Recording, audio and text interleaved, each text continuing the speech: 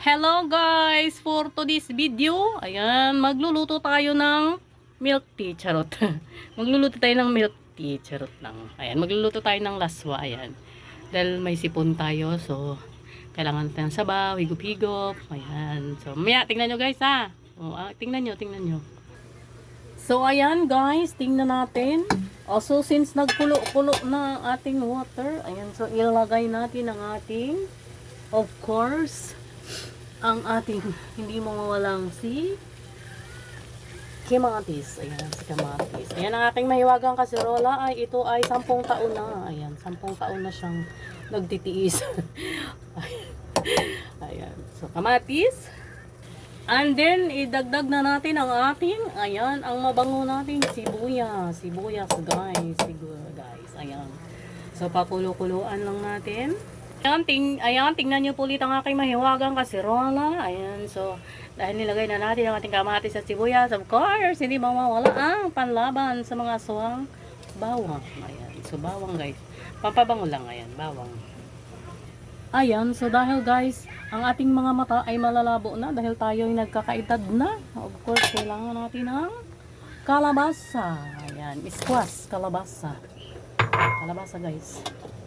Takpan natin ulit. Ayan, hello again guys. Ayan, buksan na natin yung ating mahiwagang kawali. Ayan, siguro ay pwede na. Pwede na ang kalabasa. Ayan, yung palinaw ng ating mga mata. Ayan, para hindi tayo maging tanga. Charot.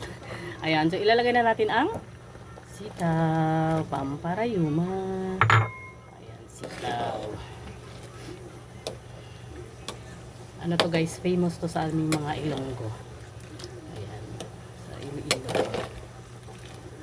So, yan, pakuluan lang natin ulit at ulit. Look at my kawali, ay may kaserola pala. So, ayan, dahil nakulo na siya guys, of course, lagyan natin yan ng pambalasa, syempre, asin. More asin. Naku, mahalat na to. Ayan. Of course, lagyan natin ng asin. Of course, lagyan natin ng, ayan, pang magic lang. Ayan. Ayan, so dahil ayaw naman nating malata ang ating gulay, no? Kasi para medyo may lutong-lutong pa pag kinakain. Kayo ba, gusto nyo ng malatang siopaw? Siyempre hindi. Ayan, so lalagay na natin ang saluyot. Saluyot guys, saluyot. Pampadulas. Pampadulas lang yan. And of course, ayan, another pampadulas. Okra, of course, okra.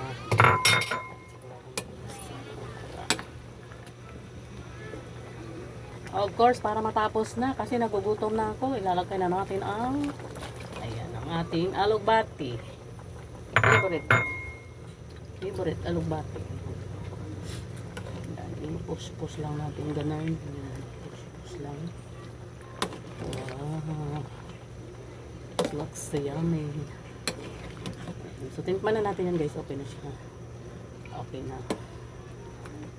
So, ayan, habang ano, ayan, kuluan lang natin konti, saglit. Ayan, so kumukulo na. Ayan, so mawala ka lang, wag lang si Marie kung kurenga. Ayan, malunggay guys, malunggay. Malunggay is the best. Diba? Ayan, and of course, dahil ayaw naman natin malaka yung ating gulay, ilalagay na natin charot, hipon. Ay, nahulog hipon.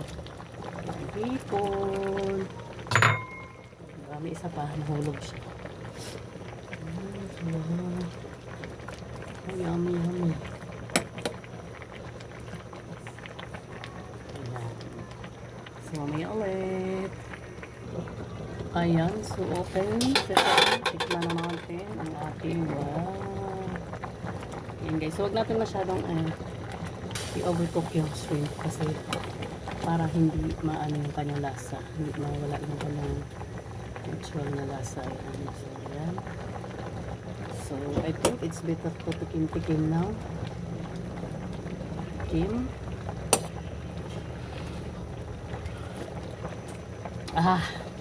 Sarap. Ang sarap naman. Ayan. So yan siya guys, ang aking laswa. Alamay Losada. Diba?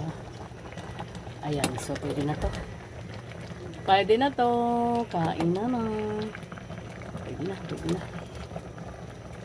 Wow. This is it. Aswa. Mas masarap pa to sa X-ray. Ewan ko sa inyo. Sarap, sarap, sarap. Okay, pwede na to. Wait lang. Kunin ko muna to. Wala ano yan ang hipon. Okay, pwede na to. Kain na. Pwede na.